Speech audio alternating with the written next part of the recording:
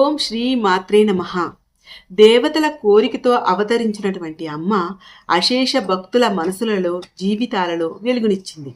అలాంటి అమ్మవారికి అంకితమైనది శ్రీ లలితా సహస్రనామ స్తోత్రాలు. చంద్రుని లాంటి శాంతం, చిరునవ్వుతో వెలిగే ముఖారవిందం, మదిని పులకించేంత పరిమళం. ఇది అమ్మవారి కేవలం రూపవర్ణనే కాదండి, మన జీవితాన్ని మార్చగల అమ్మవారి మాధుర్య రూపం ఈ శ్లోకం అండి. ఈ శ్లోకం యొక్క అర్థాన్ని, ఈ శ్లోక విభజనను తెలుసుకుందామండి. దానికంటే ముందుగా ప్లీజ్ అండి వీడియోని లైక్ చేసి చూడడం స్టార్ట్ చేయండి. ఇప్పుడు లలితా సహస్రనామాలలో 5వ శ్లోకం. అష్టమీ చంద్ర విభ్రాజ దలిక స్థల శోభిత ముఖ చంద్ర కలంకాభ మృగనాభివిశేషక. ఈ శ్లోకంలో 2 నామాలున్నాయండి. 15వ నామం అష్టమీ చంద్ర విభ్రాజ దలిక స్థల శోభిత. ఇక్కడ ఉన్న నామాల్ని మనం విడదీసి చదవకూడదండి. నామం మొత్తం కూడా ఒకేసారి చదవాలి.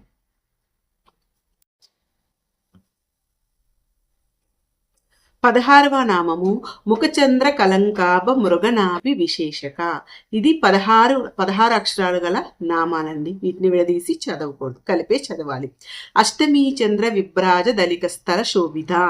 ఈ నామంలో అష్టమి అంటే అష్టమ తిథి అని, చంద్ర అంటే చంద్రునిలా, విభ్రాజ ప్రకాశిస్తున్నటువంటి, అలిక స్థల అంటే ఫాలభాగము లేదా నుదుటి భాగాన్ని అలిక స్థల అంటారండి. శోభిత సౌందర్యంతో ఉంది, శోభించుచున్నది అని అర్థము. అష్టమ తిథి అంటే పౌర్ణమి తర్వాత కానీ అమావాస్య తర్వాత కానీ వచ్చేటువంటి 8వ రోజు అని అర్థం.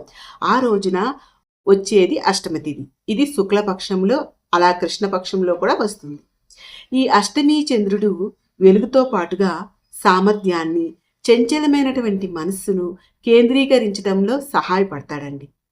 అష్టమి చంద్రుడు వెలుగు పూర్తిగా కాకుండా సగం వరకు మాత్రమే ఉంటుంది. అమావాస్యకి చంద్రుని ప్రభావం మనస్సుపై ఎలా ఉంటుంది అంటే తక్కువ జ్ఞానాన్ని, అగ్నితత్వం అధికంగా ఉంటుంది. అదే అష్టమి తిథి నాడైతే శాంతంగా, బలమైన అవగాహనగా, జ్ఞానజ్యోతి ఇంకా మానసిక స్థిరత్వానికి తోడ్పడుతుంది. ఇక పౌర్ణమి తిథి రోజున అయితే పూర్తి జ్ఞానాన్ని, ఉత్సాహాన్ని, చైతన్యాన్ని కలిగిస్తుంది. ఈ అష్టమి తిథి నాటి చంద్రుడు అర్ధచంద్రాకారంలో ఉంటాడు. ఒక పక్క చీకటి, ఇంకొక పక్కన వెలుగు ఉంటుంది. ఈ మధ్యలో ఉన్నటువంటి అర్థవంతమైనటువంటి శాంతి స్వభావుడు అష్టమి చంద్రుడు. చందమామలో కనిపించే ఆ నీల వెన్నెల మన ఆత్మకాంతికి ప్రతిరూపం.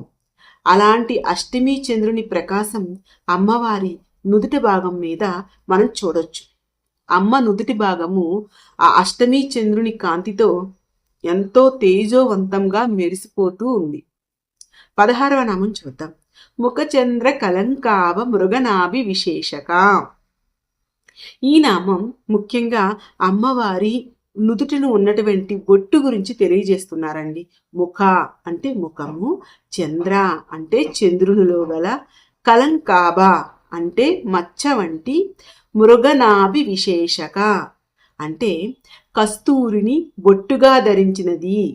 అమ్మవారి ముఖం చంద్రునిలా మెరుస్తుంది అని తెలుసుకున్నాం కదండి. మనం చంద్రుని చూస్తే చంద్రునిలో ఒక మచ్చ కనిపిస్తూ ఉంటుంది.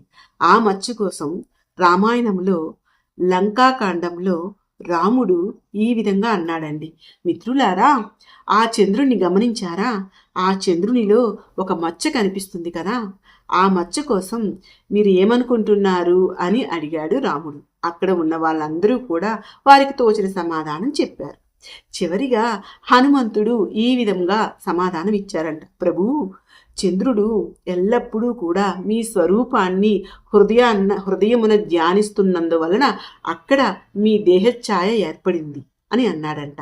చూసారా, ఎంత బాగా వర్ణించాడు కదా హనుమంతుల వారు. శ్రీరాముని దేహఛాయ అంటే ఏంటి? నలుపు రంగు కదండి. ఆ చంద్రునిలో ఉన్నటువంటి తెల్ల మచ్చ, నల్ల మచ్చ మీ శరీర రంగే అని హనుమంతుడు చెప్పారు. చూశారు కదా, ఎంత బాగా వివరించారు కదండి. ఇప్పుడైనా సరే ఊహించారా మీరు? చంద్రునిలో ఉన్నటువంటి ఆ మచ్చ లేకుండా అంత అందంగా ఉండడు కదా. చంద్రునికి ఆ మచ్చ ఎంత అందంగా ఉంటుందో అమ్మకు ఆ బొట్టు కూడా అంతే అందంగా ఉంటుందంట. అమ్మవారి ముఖం ఎంతో అందంగా, చూడగానే మనసుకు హాయిగా ఉంటుందంట. అంతటి అందమైనటువంటి ముఖములో ఆ కస్తూరి తిలకం మచ్చలా అనిపించినా కూడా అదే అమ్మవారి యొక్క శోభను మరింత పెంచుతుందంట. ఇక అమ్మ పెట్టుకున్నటువంటి బొట్టు, ఆ పరిమళం మనల్ని వేరే ప్రపంచానికి తీసుకుపోతుందంట. ఆ బొట్టును మృగనాభి అంటే జింక, దాని యొక్క నాభి నుండి విడుదలైనటువంటి సుగంధ ద్రవ్యం అది చాలా ప్రత్యేకమైనదండి. దాని పేరే కస్తూరి. కస్తూరి సువాసన చాలా గాఢమైనది. అమ్మవారి యొక్క నుదుటిన బొట్టుగా కస్తూరి తిలకంలా ఉంటుంది. ఈ కస్తూరిని కృష్ణునికి, రామునికి, వెంకటేశ్వర స్వామికి నుదుటిన తిలకంగా పెడతారండి.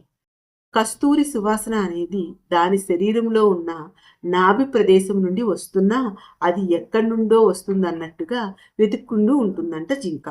మనం మన శక్తి సామర్థ్యాలను తెలుసుకొని వాటి మీద దృష్టి పెడితే దేనినైనా కూడా మనం సాధించవచ్చండి. ఇప్పుడు కాసేపు మన మనస్సుని మౌనంగా చేసుకొని కూర్చొని అమ్మవారి రూపాన్ని మన హృదయంలో నిలుపుకుంటూ ఈ శ్లోకాన్ని ఇంకొకసారి గుర్తు చేసుకుందామండి.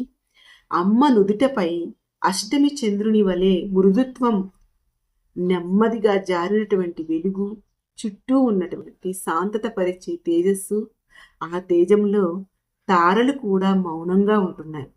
ఆ అష్టమి చంద్రుని కాంతి ఎంతో శోభతో అమ్మ నుదుటిన పరవళ్ళుగా తాకుతూ మన హృదయాన్ని శాంతమయం చేస్తోంది. ఆ తల్లి కురుల సువాసన పరిమళాన్ని మరొక ముందే అంతకు మించినటువంటి పరిమళంతో కస్తూరి తిలకం వెదజల్లుతోంది. ఆ కస్తూరి తిలకం అమ్మ అందానికి ఒక మచ్చలా కాకుండా ఎంతో అందంగా ఉంది. చంద్రునికి ఆ మచ్చ ఎంత అందంగా కనిపిస్తుందో అంతే అందంగా అమ్మవారి యొక్క కస్తూరి తిలకం ఉంది. ఆ కస్తూరి తిలకం యొక్క సువాసన పరిమళాలు మన మనస్సుకు తాకేలా ఉన్నాయి. అమ్మవారి అపురూప దృశ్యాన్ని మనసారా ధ్యానించారు కదండి. ఇదండి ఈ 5వ శ్లోకం ద్వారా మనం ఏం తెలుసుకోవాలి అంటే ప్రతి మనిషికి కూడా ఏదో ఒక లోపం, కలంకం లేకుండా ఉండదండి. వాటిని ద్వేషించకుండా, వాటి కోసమే బాధపడకుండా అంగీకరించే ధైర్యాన్ని ఏర్పరచుకోవాలండి. ఇలా ఈ నామం ద్వారా మన ఆలోచన విధానం అనేది మారుతుందండి.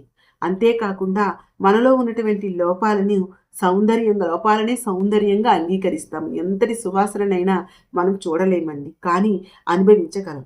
అలాగే మన ఆత్మను మనం చూడలేం, కానీ ధ్యానం వల్ల తర్వాత వచ్చే మార్పులను కూడా మనం అనుభవించగలం. మన వ్యక్తిత్వం, మాటలు, చేతలే ఆ పరిమళం, మనలో మార్పు. ఈ శ్లోకం యొక్క అర్థాన్ని తెలుసుకున్నాం కదండి.